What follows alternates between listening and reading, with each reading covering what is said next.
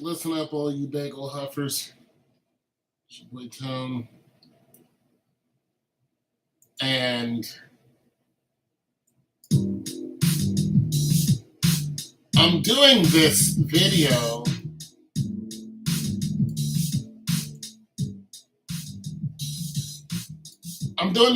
because I haven't gone live in a while. And right now, what we got, 3-0, Colorado. And yeah, so a few things are happening that are very interesting. I haven't been watching sports that much except track and field. I haven't watched any of the games Colorado has played. I know they beat TCU, I think Nebraska, and Colorado State. And, you know, the hype train is still chugging.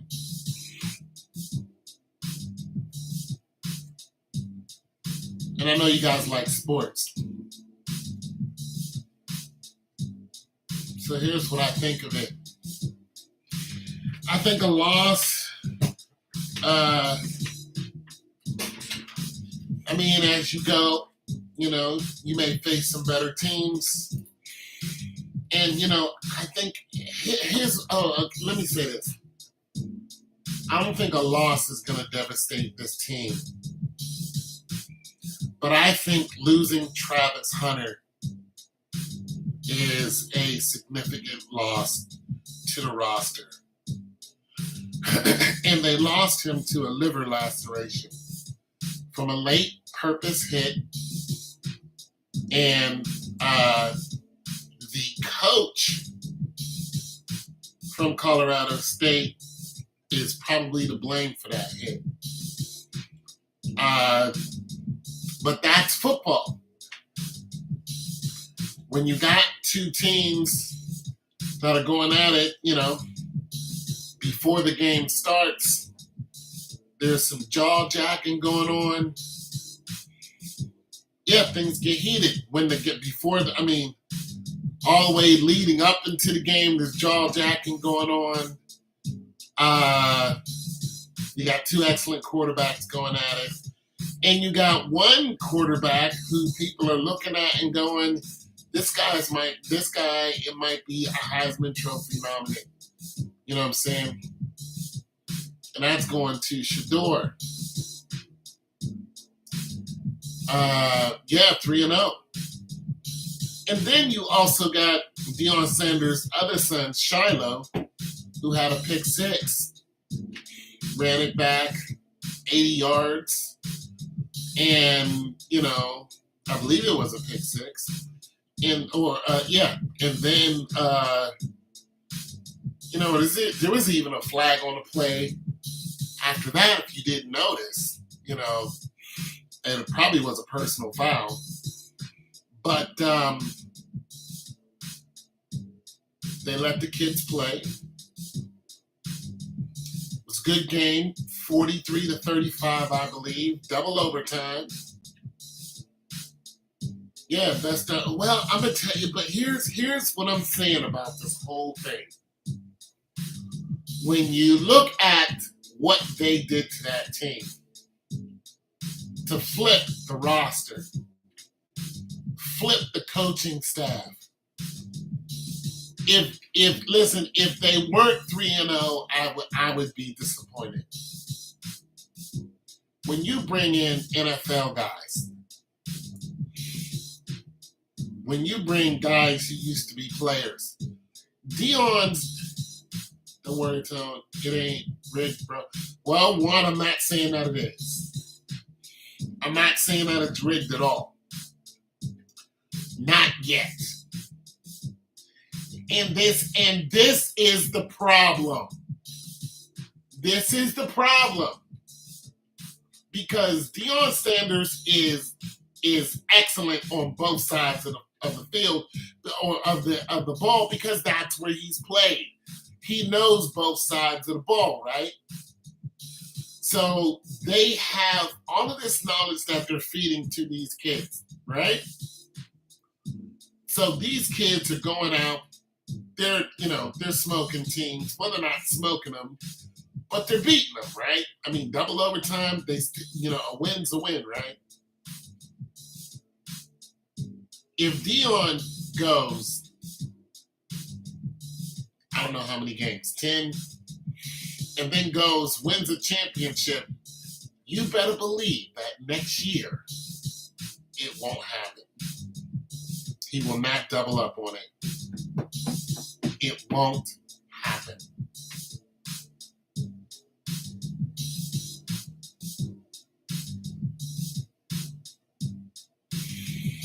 Well, they're for real. Yeah, they don't have to be. Listen, they don't have to beat anybody else to say that they're for real. I mean, they're for real.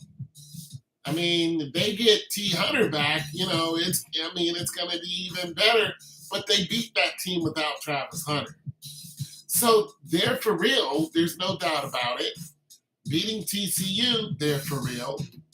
Nebraska, not so much, but, oh yeah, they're that deal. Now, going up against the Ducks, listen, I'm going to tell you something right now.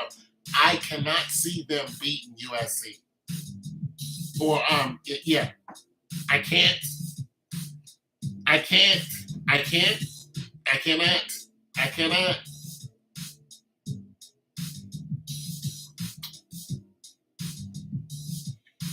Well, for one, from the highlights, because I didn't watch any of the games.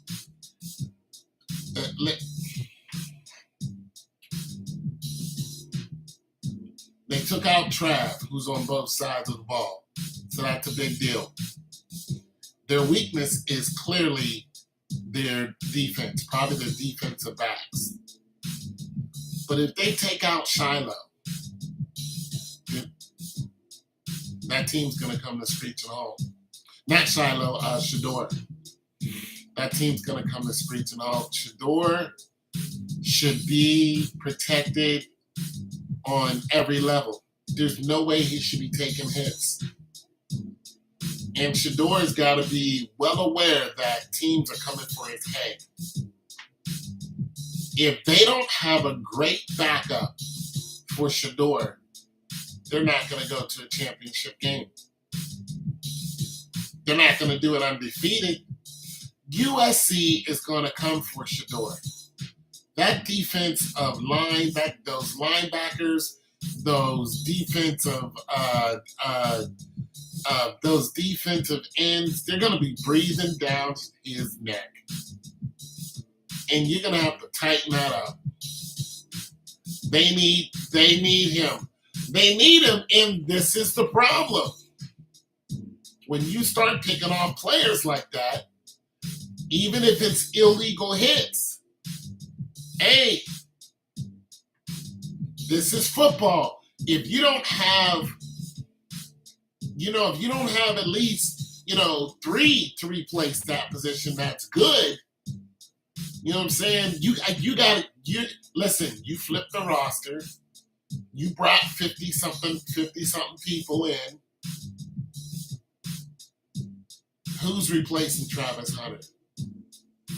Because USC is going to be ready. Oregon's going to be ready. They're going to be ready. But they're all going to aim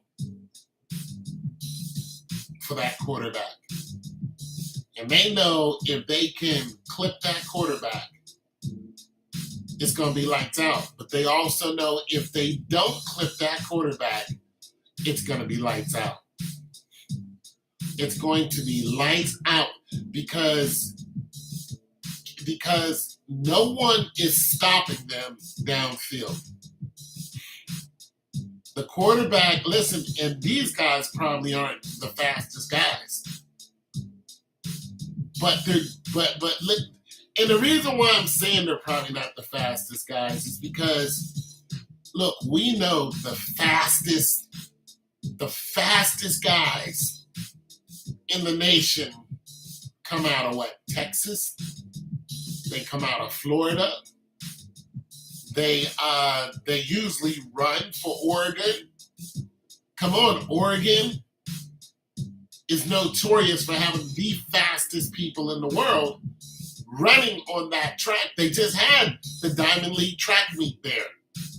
Oregon is known to have the fastest people in the world. In the world down there. You better believe some of them are playing football. So what I'm saying is, if you got some really decent to really good receivers who are really good route runners, you don't need to be the fastest, but if they got good hands, they know how to run really good routes, and this seems to be the case, then I think they're going to constantly score. And they could score 10, 20, 40 yards down the field. I think they're going to keep doing that, and that's the positive thing. From the highlights from what I see. However, if you're not deep, if you don't have second and third string to replace these guys, this is where it's going to hurt you. Game 7, Game 8, Game 9. That injury roster is what I'm saying. That injury roster is what's going to get Dion. That injury roster. That burnout.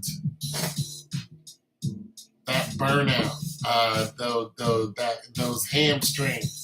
Those hamstring injuries, those bruised rib injuries, those shoulder injuries, that start getting you, those burners that you start picking up,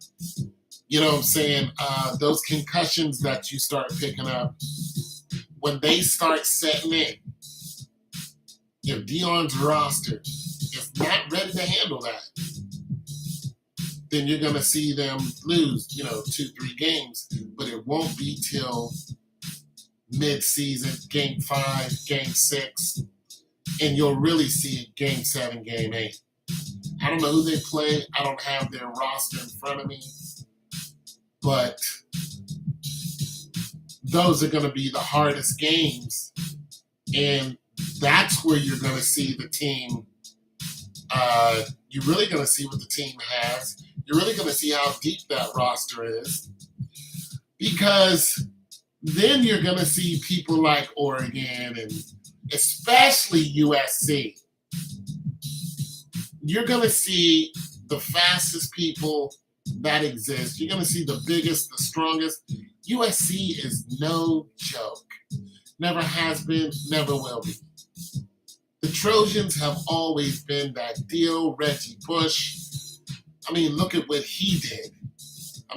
Let's just be for real. They still have that kind of pedigree running around. They can put a dent in you real quick, just with speed. I don't know who the quarterback is. I don't know anybody on USC's team.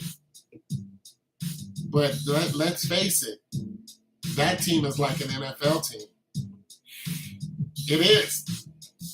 They can't go up against an NFL team and win, but they can outrun NFL backs. Their speed has always been top-notch, and this is where the rubber is going to meet the road. That's what I'm saying. But I wish Dion all the best. And I'm going to tell you something. I'm not really a fan, but I am a fan of these kids getting the best food, because that was a big complaint. The kids weren't eating like the Colorado State kids. Deion Sanders changed that. Deion Sanders, he has been known to put his money into programs. He's been known to cut his checks and say, I'm going to put this much into a program off of my own money. He's known to do it. He did that with the last team he was with, and those kids were eating great. He changed their locker rooms. He changed a bunch of things until he wasn't getting all the money he was bringing in. Went and won a championship, and still they wasn't giving him his money. He was like, why am I not getting my money? We all know the story. Now you're in Colorado. You don't hear him saying this. So if Deion is getting everything that he signed up for, we know the tickets are being sold out. We know that Colorado, you could have got season tickets for $220 for season tickets. Now one ticket to a game was $419, and now that's going to be crazy. I mean, these next tickets are just going to be nuts. And that money is going into Deion's pockets, as well as in the school program, as well as in the kids. And when you have kids eating like that, when you have the best medical staff, when you have the best coaches, he's paying his coaches well. You don't hear nobody complaining. These guys are Johnny on the spot. They're fussing at these kids, but they're not punching them like the one coach did. They're teaching these kids. They're not yelling at them, they're instructing them. Listen, it's looking good.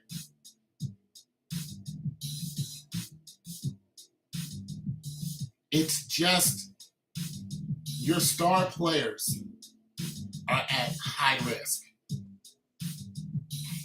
And now they're being headhunted. And when I saw that, I said it was only a matter of very short time before they start headhunting these people.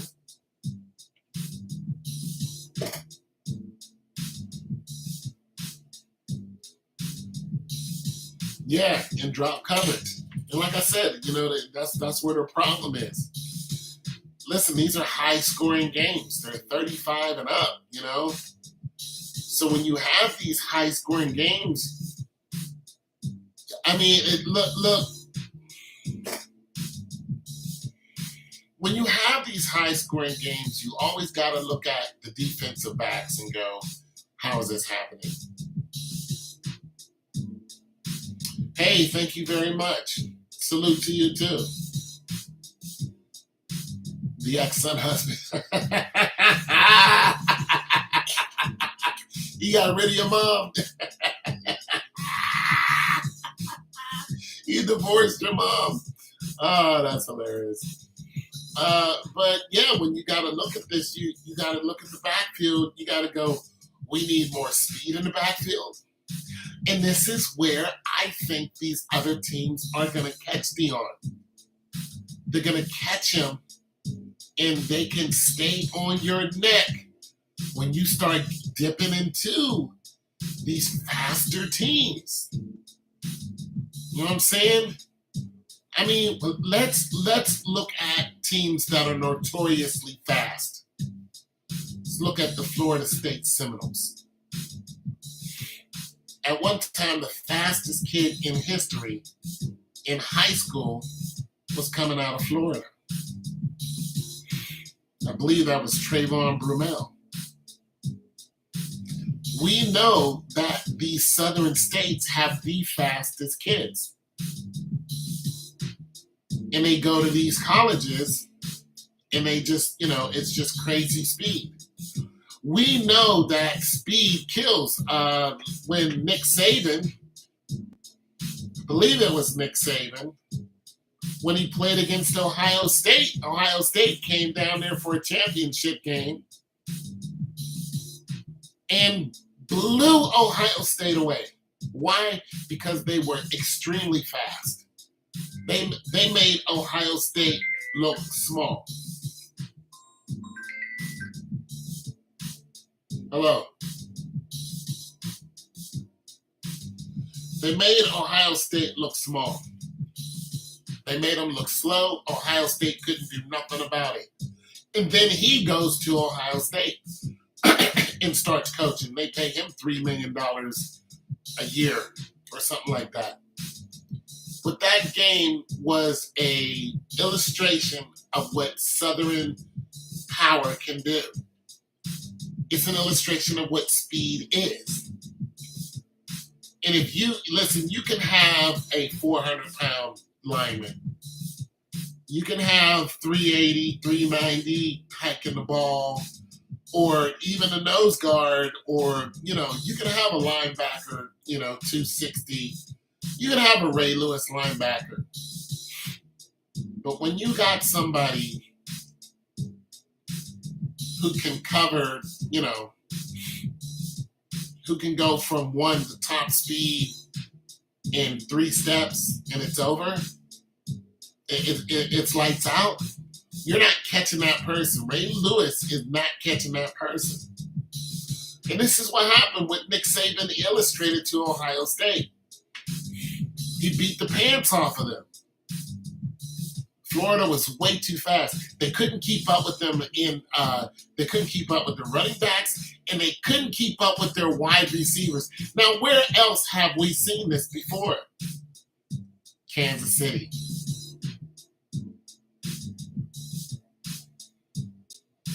Yeah, we've seen this before. Kansas City. Kansas City, when they had the cheetah, and they had 4 of the fastest guys. And they were just kicking ass. And they could have won the Super Bowl, but old boy ran backwards, and I still don't believe why he was running backwards. But Kansas City was a perfect illustration of what speed will do to anyone. It's a perfect illustration of it. And if you don't have a defense that can cover the cheetah, and guys running 4-3 out of the backfield, 4-2, and if you don't have it, it's not going to matter. If you can't cover that wide receiver, it's lights out. Just to name a few. You're better than me because I don't know who they were. All I know is I live in Columbus, Ohio, and they were boo-hooing down here when that happened. And when I started looking at pieces of the game, it's clear. You guys went to the South, and you found out what the South is all about. They're fast. Some of the fastest humans on the planet come out of their high schools. Texas, Florida, South Carolina, come from those areas. Case in point, Sha'Carri Richardson is from Texas. She's from Texas. She's not a transplant to Texas. She's from there.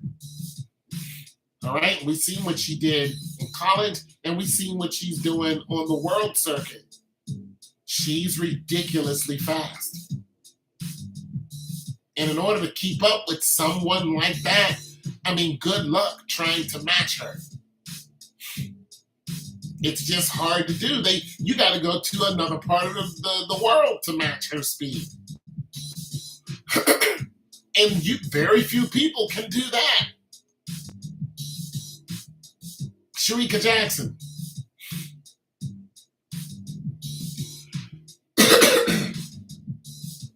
Big ups to Shericka Jackson. Love Shericka Jackson.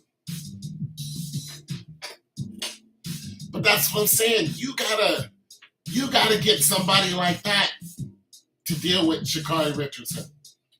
And then Sha'Carri's been beating her all year until the Diamond League Championship. Sha'Carri comes in fourth. I don't think she really cared. Trayvon Brumell when he was in high school.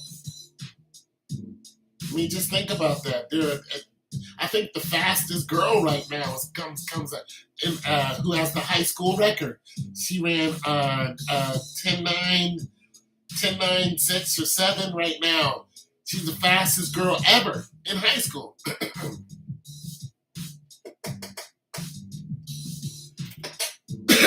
I'm sorry, I'm having a problem here. I'm just getting over. I wasn't feeling well last couple of days. Court went okay. I'll talk about that in another video.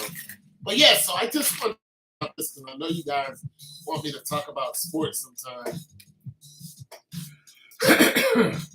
He was dressed to kill. Thank you. And that's just my opinion on Prime. I think Prime's doing an excellent job. And I'm going to tell you something. I haven't seen a flaw in Prime. I haven't heard one come out of his mouth. I haven't, nobody has said that Prime has done something wrong. He treats all the kids the same. He talks about how he's going to treat your kid because his kid goes here. If my kid's going to eat good, your kid's going to eat good.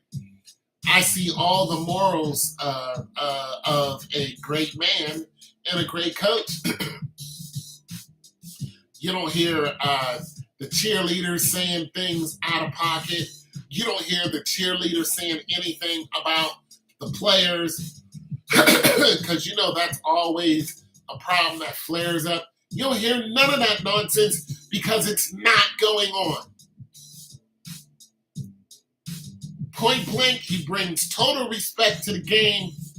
And if you mess up, you're off the team. Listen, this team is being talked about more than NFL teams. Tell me I'm wrong. This team is being talked about more than NFL teams. Not to mention these kids are getting endorsements. Oh yeah, it's going down. I mean, he went and got glasses for all the players, and then his glasses just sold off the chain after that.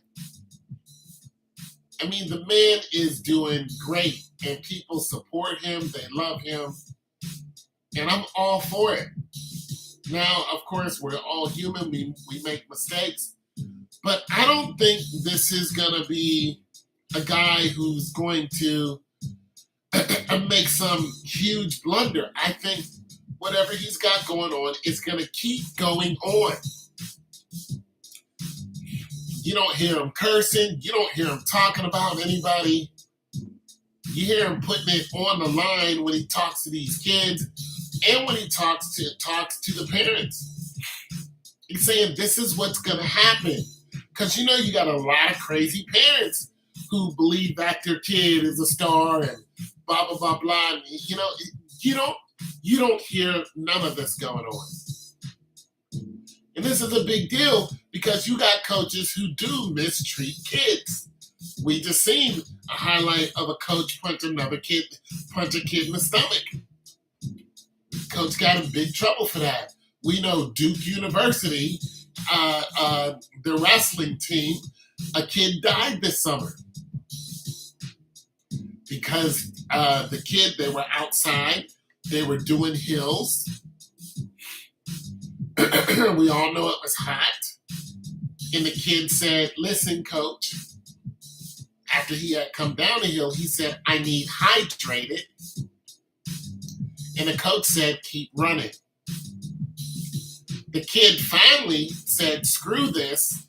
And he tried to go in to the building to get water. He's like, screw the coach, I'm going to get water. Well, the doors were locked. That same kid went and tried to find some shade.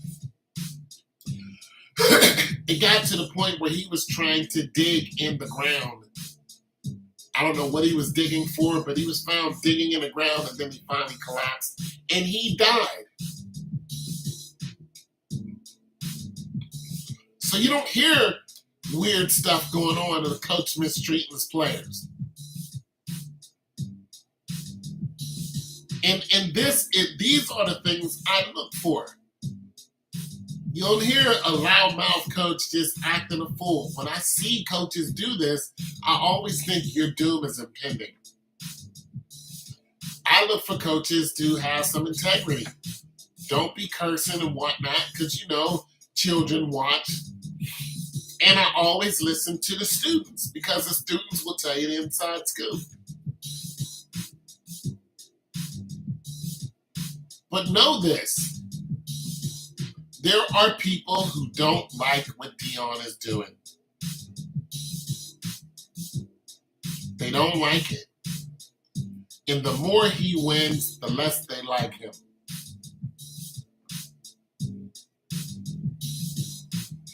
And I guarantee you, if Deion keeps on this pattern, they're going to be gunning for him.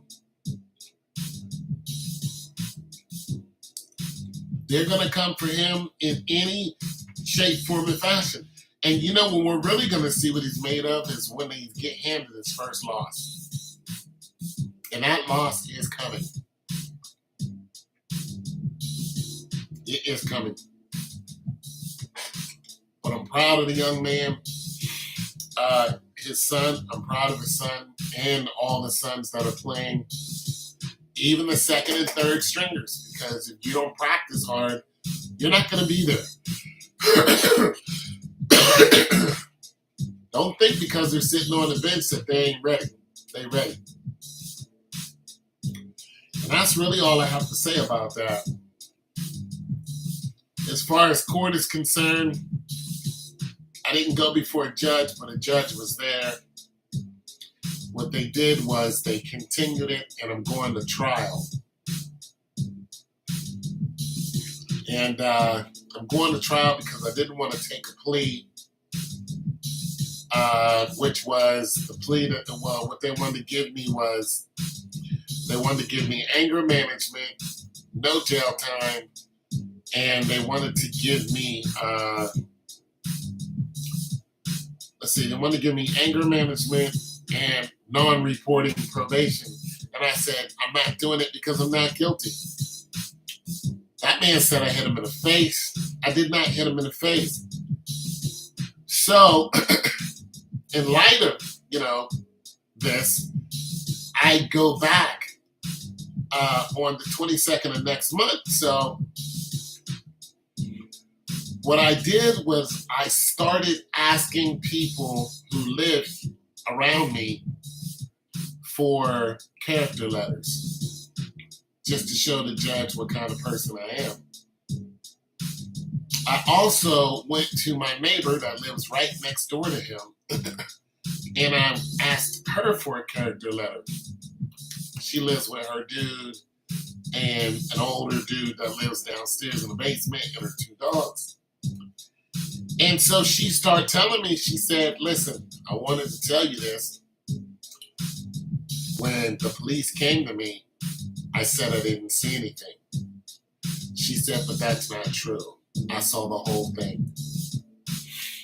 Now, she had her reasons for not saying anything, right? People don't want to get involved. But she's like, I didn't say anything, but actually me and my man saw the whole thing. We were looking out of the window. She said, I saw you hit the man's hand like this because he was putting his hand in your face. She said, I know that I saw the whole thing. You never hit that man. You were standing 15 feet away from him. You never hit him, and she's the instigator. So as she was saying this, I said, I wish I could have got that on, video. And she said, well, go ahead and turn on your phone. So I got her saying all this and more on video because he's been messing with her too. He's been messing with her dogs. And the other woman came over to her and said something out of the way, to her, and was talking about harassing yet another couple, but they left. Probably because of these people, just like I've been saying, these people harass people. And so I got that, and it's too big of a file to send to my lawyer, so I'm gonna have to break it up in pieces. But I'm gonna send it to my lawyer, and yeah. But yeah, so there's your update. I've been sick, so yeah. Anyways, I'm gonna go because I'm not feeling well still. But I've been trying. And thanks for stopping by, you guys. Peace.